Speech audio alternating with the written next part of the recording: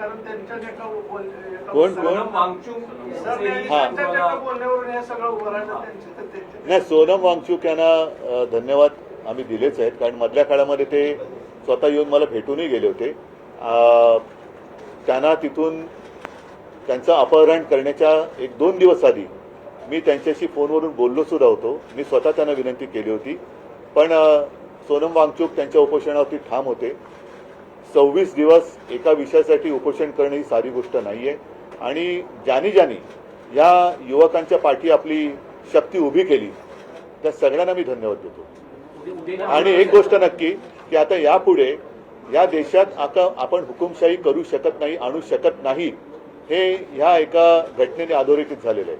ज्या वेळेला हुकुमशाही करण्याचा प्रयत्न करेल त्यावेळेला हे तरुण त्याला चिरडून टाकल्याशिवाय राहणार नाही.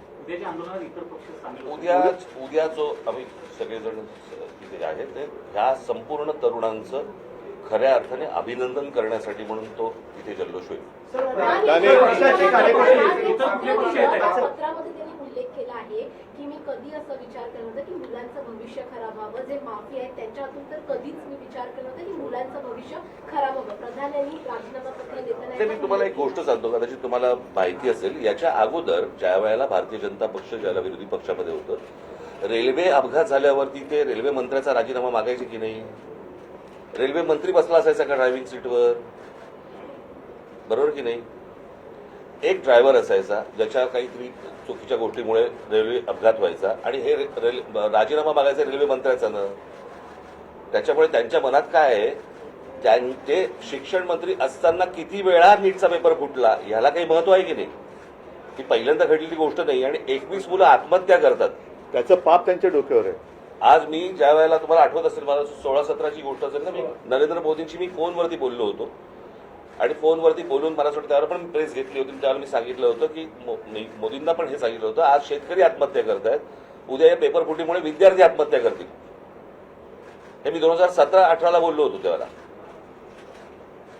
आणि आज तीच परिस्थिती झालेली आहे. मला असं वाटतं या सगळ्या गोष्टींची जबाबदारी आता ऑस्ट्रेलियाच्या शिक्षण मंत्र्यांनी राजीनामा दिला, बरोबर आहे, त्यांच्या अधिपत्याखाली खाली असलेल्या कोणाची तरी त्यांनी त्यांच्याकडनं काहीतरी गुन्हा घडलाय, परंतु जबाबदारी म्हणून त्यांनी शिक्षण मंत्र्यांनी राजीनामा दिलाय.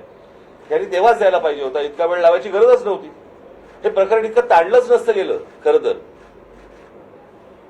पण आम्हाला कोण काय करणार हे जे आहे हे या सर्व तरुणांनी सगळ्यांना रस्त्यावरती आणले.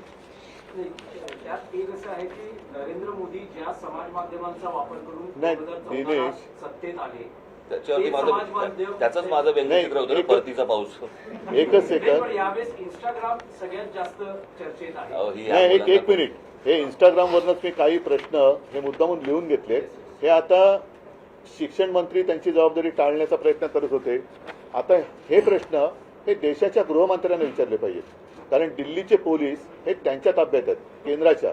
म्हणून एक इंस्टाग्रामवरती मुलांनीच विचारलेले प्रश्न आहेत की पाण्याचे फवारे का वापरण्यात आले नाहीत दिल्लीमध्ये, खिळ्या असलेल्या लाठ्या का वापरण्यात आल्या, त्याच्यानंतर पेलेट गननी म्हणजे गोळीबार करण्याचा आदेश कोणी दिला, तरुण महिलांवरती पुरुष पोलिसांकडून मारहाण करण्यात येईल इतका बळाचा वापर का करण्यात आला, पोलिसांसोबत नागरी वेशातील काही पुरुष विद्यार्थ्यांना दंडुक्याने का मारत होते, बहुतेक पोलीस अधिकारी नावाच्या पट्ट्या का परिधान केलेल्या नव्हत्या, एका महिलेला मारहाण करताना दिसलेल्या वरिष्ठ पोलीस अधिकाऱ्यावर कोणती कारवाई करण्यात आलेली आहे, त्या दिवशी किती अश्रुधुरांचे गोळे डागण्यात आले, हे त्याच्यानंतर ते काय करंट द्यायचं ते काय असतं,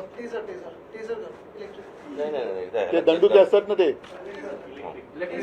हा म्हणजे हे तुम्ही हे याचे प्रश्न याची उत्तर आता अमित शहानी दिली पाहिजेत. बॅरिकेडनं करंट लावले होते. आज सुद्धा तिकडे नागपूरमध्ये आमच्या एका युवती सेनेच्या कार्यकर्तीला काल एवढ्या वाईट पद्धतीने मारण केले आणि तिथल्या पोलीस राजनीस तो विषय घेतला होता. तिथल्या पोलीस आयुक्तांचे संघाबरोबरचे संबंध आहेत. म्हणजे हे सगळे जे आहे आता टिकणार नाही हा विषय. आता ही लोक ही तरुण ऐकणार नाहीत, पण या प्रश्नाची उत्तरं आता देशाच्या गृहमंत्र्यांनी दिली पाहिजेत.